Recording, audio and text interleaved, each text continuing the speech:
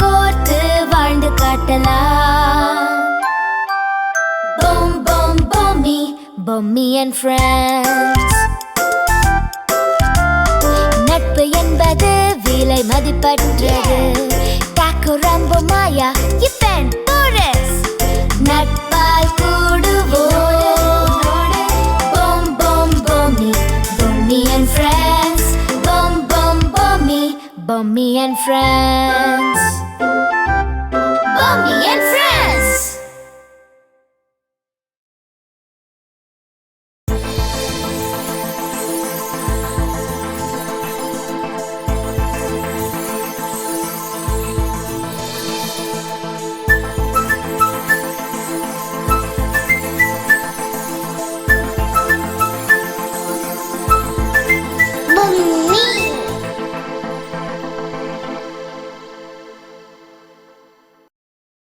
என்ன சம்பந்தியம்மா, சௌக்கியமா? நல்லா இருக்கும்.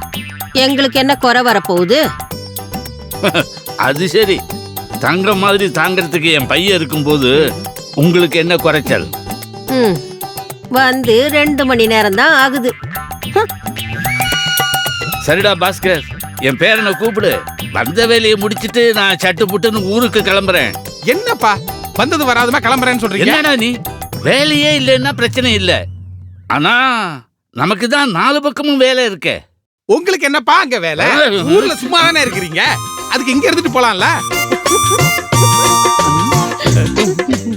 என்ன விடு, உனக்கு எப்படி போய்கிட்டு இருக்கு? நல்லா போயிட்டு இருக்குப்பா.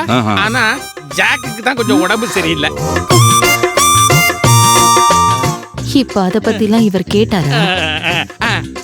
அப்பா பைத்தியம் எல்லாம் ஒண்ணு இல்லப்பா, ரெஸ்ட் எடுத்தா சரியா போயிரும்னு டாக்டர் சொல்லி இருக்கிறாரு. அது எந்த வேலையும் செய்யாம சோம்பேறியா உட்கார்ந்துட்டு இருந்தா இப்படித்தான் பல பிரச்சனைகள் வரும். அவனை ஏதாவது வேலையில சேர சொல்லு. கல்பனா, அப்பா குடிக்க ஏதாவது கூட கொடுக்கறேன்.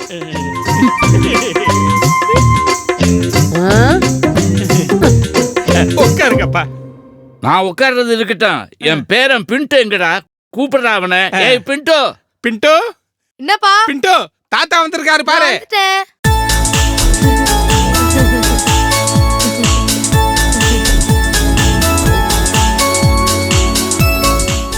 படா பேராண்டி, உட்காரு. என்னடா நல்லா படிக்கிறியா? ஆமா, டெய்லி ஒரு ஜெனரல் கொஸ்டின். எப்பயாச்சும் ஒண்ணு. தாத்தா என்ன வாங்கிட்டு வந்திருக்கேன் பாரு. ஐ தேங்க்யூ தாத்தா. தாத்தா, என் ஃப்ரெண்டுக்கு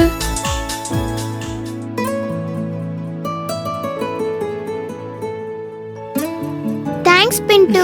தேங்க்ஸ் தாத்தா. யாரா இந்த பொண்ணு? இது வரைக்கும் அவளை நான் பார்த்ததே கிடையாது. இது பொம்மி, என்னோட ஃப்ரெண்டு.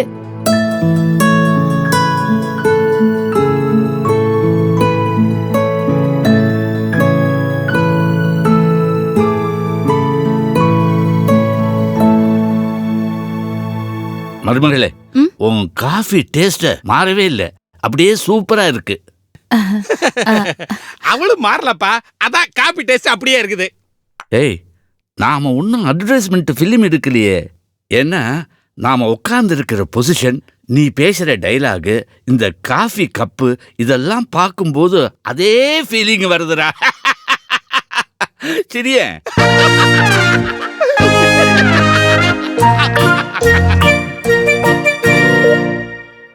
பாப்பா, இன்னைக்கு உலகமே இந்த கிரையான்ஸ்ல தான் ஏங்கிக்கிட்டு இருக்கு. கிட்டத்தட்ட உலகத்தில் 55% குழந்தைகள் கிரையான்ஸ் யூஸ் பண்றாங்க அப்படின்னு ஆய்வு செஞ்சு கண்டுபிடிச்சிருக்காங்க. ஆனா எங்க காலத்துல எல்லாம் வெறும் கலர் பொடிதாம்மா. அதுதான் கால மாற்றம் தாத்தா. பென்சில், கிரையான்ஸ், ஸ்கெட்ச், பெயிண்ட்னு மாறிக்கிட்டே இருக்கும். ஆனா கலர் ஒண்ணுதான். எல்லாத்தையும் எளிமைப்படுத்தி எங்களுக்கு பிடிச்ச மாதிரி கொடுத்துக்கிட்டே இருக்காங்க. அடி செக்க, இந்த பொண்ணு ரொம்ப நல்லா பேசுதே. பின்ட்டு, பென்சிலை அழுத்தி தீட்டாதானே, பென்சிலை சாய்ச்சி தீட்டு, அப்பதான் கலர் ஈவனா வரும். ஓகே. இந்த பொண்ணு என்ன பிண்டு கூட படிக்கிறாளா? ஆமாப்பா. இல்ல தாத்தா. அப்பா கல்பனாக்கு தான் எல்லாம் கிளியரா தெரியும்பா. பொண்ணு யாரா இருந்தா என்ன, ஆனா ஒரு நல்ல பொண்ணோட தான் பிண்டு ஃப்ரெண்ட்ஷிப் வச்சுக்கிட்டு இருக்கான். வாழ்க்கை நல்ல பாதையில போறதும் கெட்ட பாதையில போறதும் நட்பு அமையறத பொறுத்து தான். தேங்க்ஸ் தாத்தா, கரெக்டா சொன்னீங்க.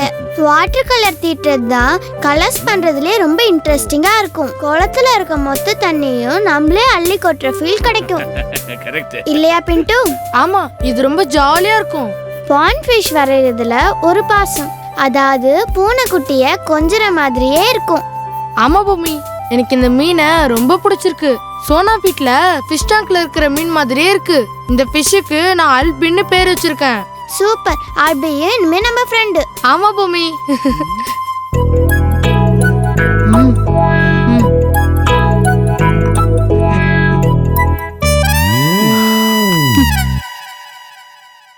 சரசு பாட்டி வாட்டரை பத்தி என்கிட்ட ஒரு அற்புதமான கதை சொன்னாங்க. ஆமா, அந்த கதையை நான் நிறைய தடவை கேட்டிருக்கேன். கிழவி என்ன கதை அளந்தான்னு தெரியலையே. ரொம்ப அருமையா இருக்கும் இல்ல பிண்டு? போர் அடிக்கும். நீ நிறைய தடவை கேட்டதால உனக்கு அப்படி தோணுதோ என்னமோ. எனக்கு ரொம்ப பிடிச்சிருந்துச்சு. வாட்டர் எவ்வளோ அத்தியாவசியமானதுன்னு நம்ம வாட்டர் வேஸ்ட் பண்ணாம சிக்கனமா செலவழிக்கணும்னு ஞாபகப்படுத்துற மாதிரி இருந்துச்சு அந்த கதை. அதோட நம்ம பெரியவங்க எவ்வளோ பெரிய மனசோட வாழ்ந்திருக்காங்கன்னு புரிஞ்சுது. அவங்க கிட்ட இருந்து நம்ம கத்துக்கிறதுக்கு இன்னும் எவ்வளவோ இருக்கு. இந்த பொண்ணு பாராட்டுறத பார்த்தா கிழவி பெரிய படமாவே ஓட்டியிருக்கா போல இருக்கு. நாமும் இந்த புடிச்சுகள்கிட்ட நாம யாருன்னு காட்டியே ஆகணும். சொல்ல போனா வாழ்க்கை ஃபுல்லா அவங்க கிட்ட இருந்து கத்துக்கிறதுக்கு எவ்வளவோ கதைகள் இருக்கு. நம்ம அவங்க கிட்ட இருந்து கதைகளையும் இல்ல அனுபவங்களையும் கேட்காம நம்ம நாட்களை வேஸ்ட் பண்ணிட்டு இருக்கோம்னு எனக்கு தோணுது. பாப்பா, நீரின்றி அமையாது வாழ்க்கை என்பது உண்மைதான். ஆனா எல்லாம் ஒரு அளவோட இருக்கணும். அளவுக்கு மீறினால் அமிர்தமும் விஷம். தண்ணியாலையும் பல இடைஞ்சல்கள் உண்டு. இந்த மழை, வெள்ளம், சுனாமி இத மாதிரி இயற்கை பாதிப்புகளிலிருந்து நாம நம்மளை எப்படி காப்பாத்திக்கணுங்கிறதுக்காக ஜாக்கிரதையா இருக்கணும். ஆமா தாத்தா, இப்ப கொஞ்ச நாளைக்கு முன்னாடி சென்னையில வெள்ளம் வந்து நிறைய பேர் பாதிக்கப்பட்டிருக்காங்க இல்லையா தாத்தா? சரியா சொன்ன, நீ ரொம்ப புத்திசாலிம்மா. அதுல இந்த தங்கம் வெள்ளி விலை ஏற்ற இறக்கம், அதே மாதிரி பெட்ரோல் டீசல் விலை ஏற்ற இறக்கம், இது மாதிரி அன்றாட நாட்டு நடப்பு பிரச்சனைகள் இல்ல. இது இந்த இயற்கை சீற்றங்கிறது பெரிய பெரிய சமூக ஆர்வலர்கள், விஞ்ஞானிகள் இவங்களை எல்லாம் வச்சு இதுல இருந்து நம்மளை எப்படி எதிர்காலத்துல காப்பாத்திக்கணும், பாதுகாப்பா இருக்கணும் அப்படின்னு தெரிஞ்சு வச்சுக்கிட்டு அதுக்கு தகுந்த மாதிரி நடந்துக்கணும்.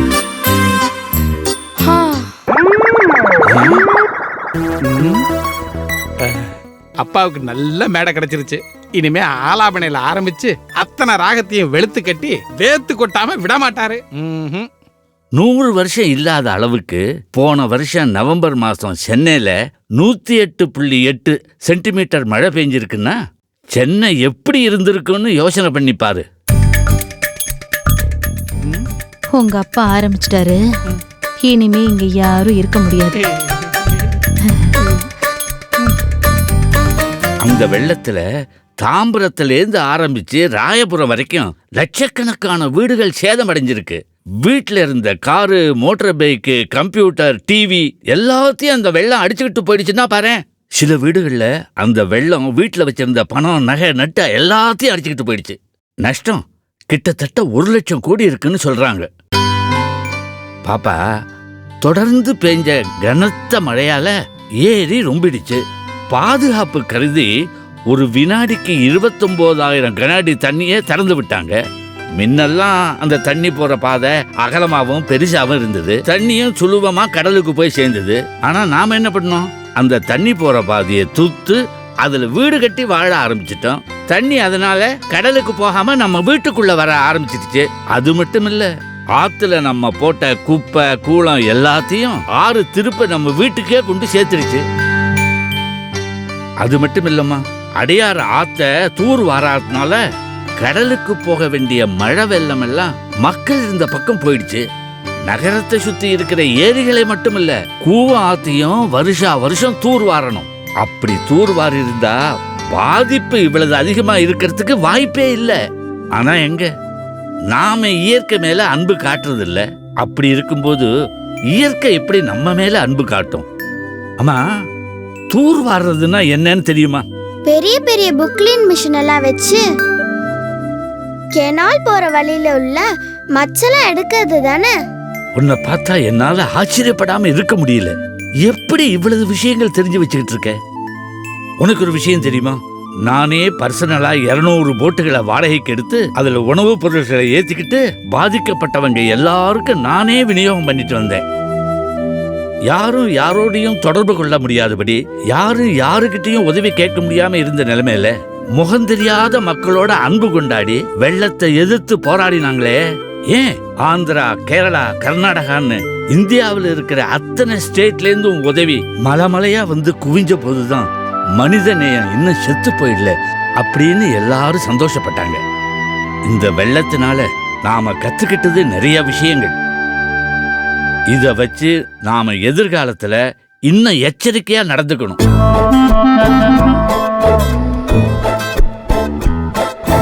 பாப்பா, இந்த வெள்ளத்தினால எனக்கு தனிப்பட்ட முறையில ஒரு நல்ல அனுபவம் கிடைச்சது. அதை சொல்லட்டுமா? சொல்லுங்க தாத்தா, நான் கேட்க ரொம்ப இன்ட்ரெஸ்டடா இருக்கேன். ஐயோ, அவரே முடிக்கிறேன்னு சொன்னாலும் பொம்மை விட மாட்டா போல இருக்கே.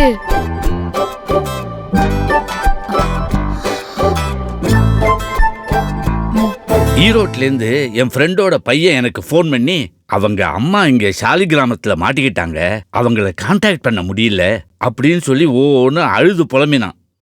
அப்போ மணி ராத்திரி 8:30 இருக்கும். நல்ல மழை பெஞ்சுக்கிட்டு இருந்தது. பயப்படாத, எதுவும் நடக்காது, பாதுகாப்பாக தான் அவங்க இருப்பாங்கன்னு சொல்லி ஃபோனை வச்சுட்டேன். ஆனா அடுத்த அரை மணி நேரத்துல மறுபடியும் அவங்ககிட்டேருந்து ஃபோன் பண்ணி ஓன்னு அழ ஆரம்பிச்சிட்டான். யோசனை பண்ணி பாரு, 40 வயசு ஆள் அழுதா எப்படி இருக்கும்? அவன் அம்மாவுக்கு 70 வயசாம். பிரஷர் ஏறினா தாங்க மாட்டாங்க. ஆனா தனக்கு பிரஷர் வந்துடுச்சுன்னு யாருகிட்டையும் சொல்ல மாட்டாங்க. தயவு செஞ்சு நீங்க கொஞ்சம் பர்சனலா போய் பார்க்க முடியுமா அப்படின்னு என்ன கெஞ்சி கேட்டான். எனக்கு மனசு தாங்கல. அந்த ராத்திரி வேளையில கார் எடுத்துக்கிட்டு அந்த கொற்ற மழையில அவங்க வீட்டை தேடிக்கிட்டு போனேன். ஆனா வழியில என்ன போலீஸ் தடுத்து, எங்கேருந்து வந்தீங்களோ அங்கேயே திரும்பி போய் கொஞ்சம் வீட்டில் இருங்க, அதுதான் உங்களுக்கு சேஃப்டி அப்படின்னு சொல்லிட்டாங்க. நான் போலீஸ்காரங்க கிட்ட நான் அர்ஜென்ட்டா போய்தான் ஆகணும், ஒரு கிழவி உயிரை காப்பாத்தி ஆகணும், காரை இங்க விட்டுட்டு நடந்து போறேன்னு சொல்லி கையில பிரெட்டையும் தண்ணி பாட்டிலையும் எடுத்துக்கிட்டு அந்த மழை வெள்ளத்துல நடந்து போக ஆரம்பிச்சேன். அப்ப ராத்திரி மணி 10:30 இருக்கும். அந்த தெருவே சினிமா கதை தோத்துரும். அமைதியா இருந்தது. மெதுவா கொஞ்ச தூரம் நடந்து போய் அந்த வீட்டு கதவை திறந்து அந்த வீட்டுக்குள்ள போனேன். வீட்டுக்குள்ள முழங்கால் அளவுக்கு தண்ணி. ஹாலை தாண்டி பெட்ரூமுக்கு போறேன். அந்த கிழவி படுத்துக்கிட்டு இருந்தது. நான் பயந்துட்டேன். மெதுவா அவங்களை எழுப்பி உங்க பையன் கொடுத்தமிச்சான் அப்படின்னு பிரெட்டை கொடுத்தேன். உடனே அவசரமா அந்த பிரெட்டை வாங்கி தின்ன ஆரம்பிச்சாங்க. பிரெட்டை திங்கும்போது அவங்க கண்ணுலேருந்து தண்ணியா கொட்ட ஆரம்பிச்சது. அவங்க பிரெட்டை தின்னு முடிச்சிட்டு தன்னை ஆசுவாசப்படுத்திக்கிட்டு அவங்க சொன்னாங்க, நான் சாப்பிட்டு ஒரு நாள் ஆச்சு, ரொம்ப தவிச்சு போயிட்டேன். பக்கத்து வீட்லயும் யாரும் இல்ல, குரல் கொடுத்து பார்த்தேன், யாரும் பதிலுக்கு குரல் கொடுக்கல. அது மட்டும் இல்லைங்க, வீட்டுல வெள்ளை தண்ணியோட பாம்பெல்லாம் வர ஆரம்பிச்சிருச்சு. காலை தண்ணியில வைக்கிறதுக்கே எனக்கு பயமா இருக்கு அப்படின்னு சொல்லி ஓன்னு அழுதுட்டாங்க. அப்புறம்தான் ஒரு ட்விஸ்ட். நான் உடனே அந்த அம்மா கிட்ட நான் கிளம்புறேன் அப்படின்னேன். இப்ப போகாதீங்க, இருந்துட்டு காலையில போங்க அப்படின்னாங்க. அவங்க சொன்னதும் எனக்கு சரின்னு பட்டது. சரின்னு நான் இன்னொரு மேஜையை இழுத்து போட்டுக்கிட்டு அதுல ஏறி படுத்துட்டேன். அன்னைக்கு நைட்டு மட்டும் நான் கிளம்பி போயிருந்தேன், உயிரோட என் வீட்டுக்கு நான் போயிருக்கவே முடியாது. நான் அந்த அம்மா உயிரை காப்பாத்திட்டேன்னு நினைச்சேன். இல்ல, அந்த அம்மா தான் என் உயிரை காப்பாத்திட்டாங்க.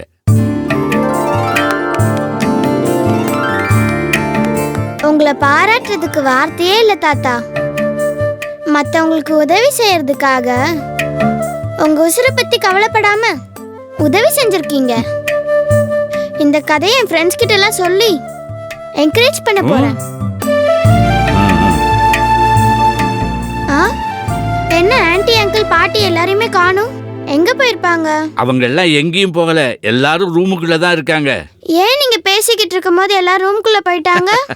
பாப்பா, இது உனக்கு தான் புதுசு, எனக்கு ரொம்ப பழகி போன விஷயம். நல்லதை கேட்கறதுக்கு இங்க யாருமே ஆள் இல்லை. போலித்தனமா பேசணும், புறம் பேசணும், கிசு கிசு பேசினா விடிய விடிய கேட்டுக்கிட்டே இருப்பாங்க. எல்லாரும் ஏன் பொறுப்பு இல்லாம இப்படி சுயநலமா மாறிட்டாங்கன்னு தெரியல. இது பாரு, நல்லது செஞ்சாலும் சரி, நல்லது செய்யணும்னு நினைச்சாலும் சரி, தூக்கி வச்சு கொண்டாட வேண்டியதுதான் நம்முடைய பண்பு. அதையே மறந்துட்டாங்க. ஆனா யாருக்கு பிடிச்சாலும் சரி, யாருக்கு பிடிக்கலனாலும் சரி, நான் நல்லது பேசுறது தான் பேசுவேன், நல்லது செய்யறது தான் செய்வேன். அவங்களுக்கு பிடிக்கலன்னா தலைவலின்னு எழுந்து போயிட்டோம். ஆனா நான் போக மாட்டேன். தேங்க்ஸ் தாத்தா. உங்களை மாதிரி தான் பெரியவங்க எல்லாம் இருக்கணும். இளைய தலைமுறைய குறை சொல்லியே வாழ்க்கையை ஓட்டாம நம்மளுக்கு என்ன தெரிஞ்சதோ அதை அவங்களுக்கு சொல்லி கொடுத்துட்டு போயிடணும். அப்பதான் நம்ம வாழ்க்கை முழுமையடையும். என்ன தாத்தா, கரெக்டா சொன்னேனா? சூப்பரா சொன்னம்மா. என் வயசுக்கு உன்ன மாதிரி ஒரு சுட்டியான குட்டி பொண்ணை நான் பார்த்ததே இல்லை. உன்னோட தொடர்ந்து பழகணும், நட்பு வச்சுக்கணும்னு நான் நினைக்கிறேன். உன் வீடு எங்க இருக்கு? உங்க அப்பா அம்மா எங்க இருக்காங்க?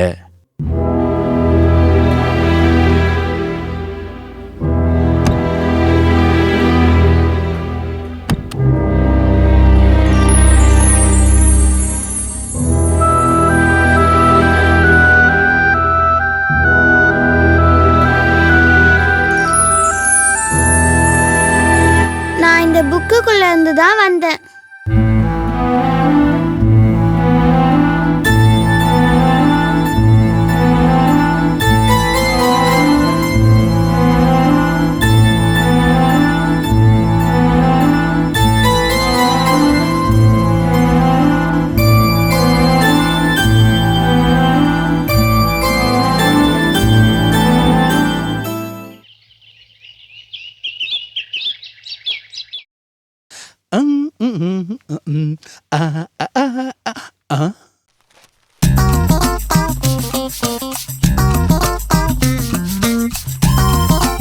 யார் வந்தாலும் குறிப்பா இவர் வந்தா டிஸ்டர்ப் பண்ண கூடாதுன்ட்டு தான் ஹவுசிங் லோன் எல்லாம் வாங்கி மூளைக்கு ஒரு பக்கம் ரூமை வச்சு இந்த வீட்டை கட்டணும்.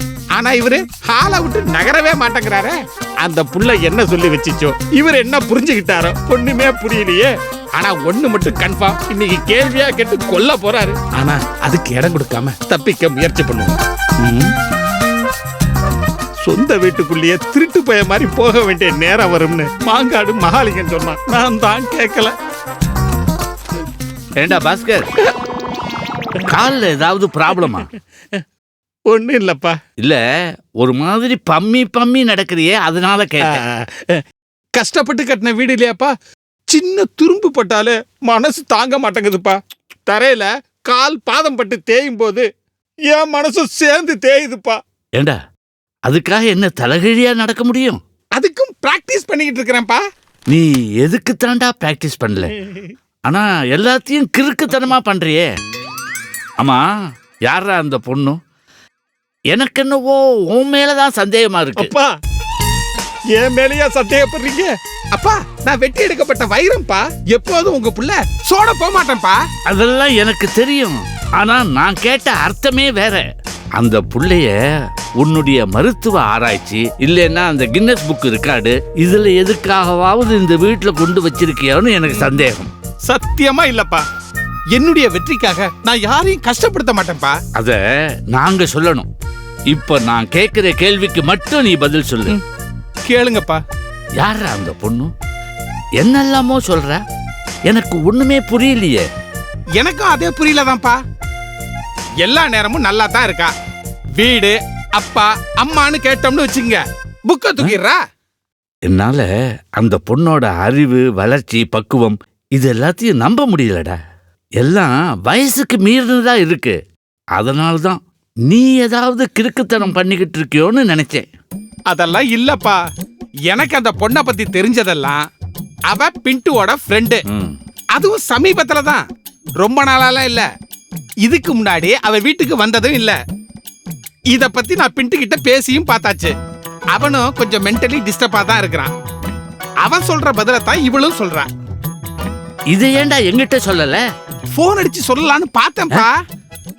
எதுக்கு உங்களை குழப்பணும்னு அதான் வேண்டான்னு விட்டுட்டேன். ஐயோ, வீட்டுக்கு வந்தது எங்கிட்ட ஏன்டா சொல்லலன்னு கேட்டேன். ஆ, இந்த வேள்விக்கும் ச்சே, இந்த கேள்விக்கும் இதான்ப்பா பதில். ஏண்டா, அவங்க தான் சின்ன குழந்தைங்க, அறிவு வளரல, அறிவு போறல. நீ இவ்வளவு பெருசா வளர்ந்துருக்கியே, உனக்கு கூட அறிவில்ல. ஒரு சின்ன பொண்ணை வீட்டுல கொண்டு வச்சிருக்கிறது எவ்வளவு பெரிய பிரச்சனை தெரியுமா? அட்லீஸ்ட் போலீஸ் ஸ்டேஷன்லயாவது கம்ப்ளைண்ட் கொடுத்துருக்கணுமா வேண்டாமா? அப்பா, அவசரப்பட்டு வார்த்தையெல்லாம் விடாதீங்கப்பா. எனக்கு அறிவில்லைன்னு. நான் இப்ப எங்க போயிட்டு இருக்கேன் தெரியுமா? போலீஸ் ஸ்டேஷனுக்கு போய் கம்ப்ளைண்ட் கொடுக்கறதுக்கு தான். உனக்கு அறிவில்லைன்னு நீயே ப்ரூவ் பண்ணிட்ட.